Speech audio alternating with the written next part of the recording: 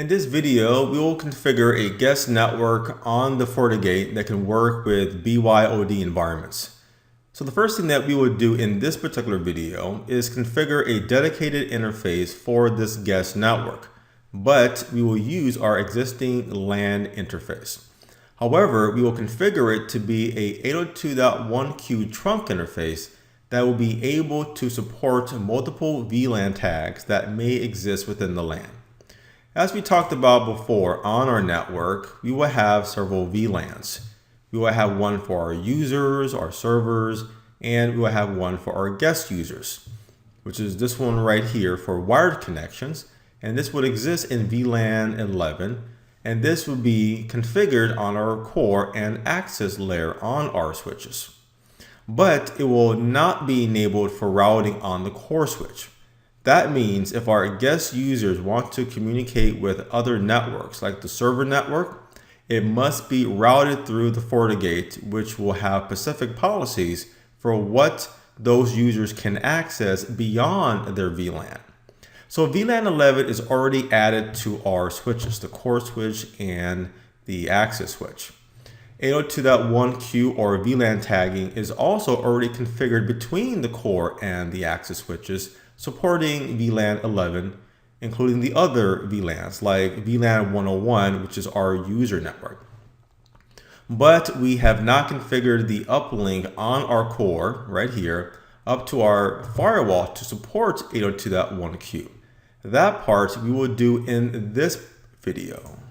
Let's first go to the interface page on our FortiGate. Here we will create a new interface for our guest network. So we'll go to Create New. And for the interface name, we'll define a name which we will call Guest. Okay, the type will be VLAN, and these are other options we can choose, but we're going to select VLAN. The interface for this guest VLAN will extend from the LAN facing interface. So we'll select internal LAN. The VLAN ID for our guest network will be 11 based on our design. So we'll say 11. Okay, for the IP address, we'll configure for this guest interface based on our diagram. And that will be, go right up here. And that IP will be 172.17.11.1 with a Class C subnet mask. And we will enable a few of these administrative access services. We're going to turn on ping services. That will allow us to confirm if our guest users can ping their default gateway, which would be the firewall. And finally, let's go ahead and create this interface. Okay, and now that interface will appear as a sub-interface under the LAN interface. Now we need to create a new zone dedicated for guest and BYOD users. If we don't do that, then our guest sub interface would be included in the LAN zone and would not be isolated from other networks, because we do want to isolate that. So to create a new zone, we need to click on this little arrow up here, not on create new, but on this arrow here. And we're going to select zone. Oops. Okay, so here we will fill in the zone name for our guest network.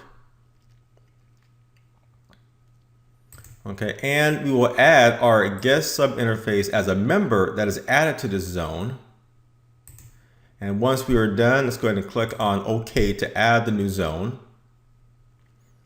And now we see the new zone for our guest network, and the guest sub interface is also listed under that zone. Now we need to reconfigure the switch port on our core switch that connects directly with our FortiGate to support VLAN tagging. So to do that, let's go back to our core switch that we're connected to. And right now, here's how that uplink is configured up to our firewall.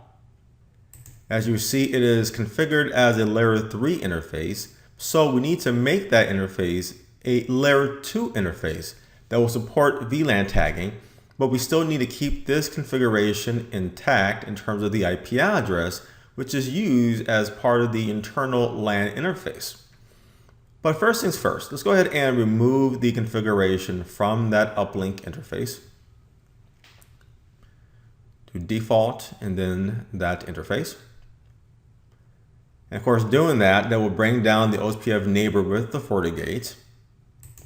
So now we need to create a new VLAN that will be used for the internal LAN interface. And we will use VLAN 916. And next, we'll go ahead and we will configure VLAN 916 as a layer 3 interface, which will make it routable.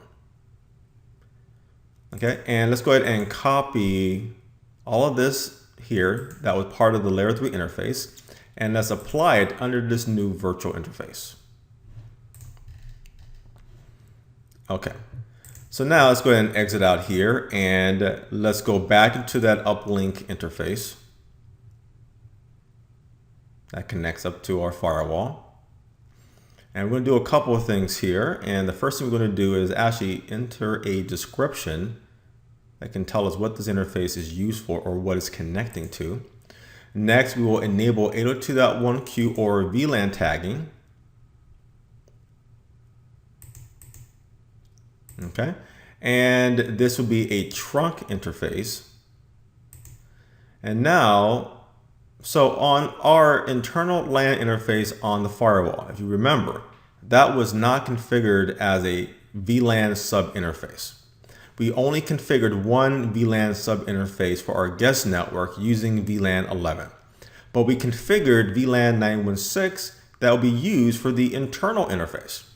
So what we would do is define the native VLAN to be 916.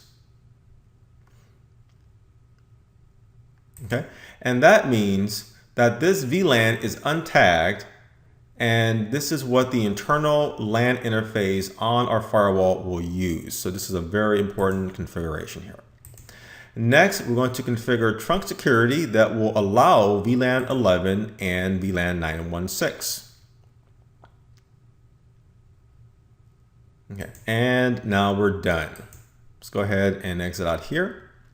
So now let's view that configuration just to make sure that all looks correct.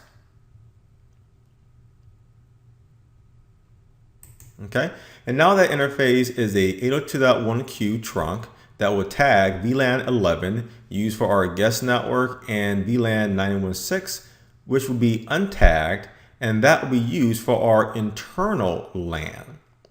And of course, moments later, there it is. Moments later, we will see our OSPF neighbor reestablished to the firewall. Now, our guest computers and BYOD wired computers, they are connected off of our access switch. So it's important to make sure that the guest VLAN, VLAN 11, must also be extended down to the access switch, which you will see right here. So there, based on our diagram, this is the interface on our core that connects to the access switch, and that is enabled as a trunk port for 802.1q VLAN tagging and allowing VLAN tags 11, which is our guest network, and VLAN 101, which is our user network. So all that looks correct, and the access switch has the correct ports defined for VLAN 11. So our sub interface for the guest network has been configured, and we can now move on to the next set of steps for setting up DHCP, captive portal, and some policies.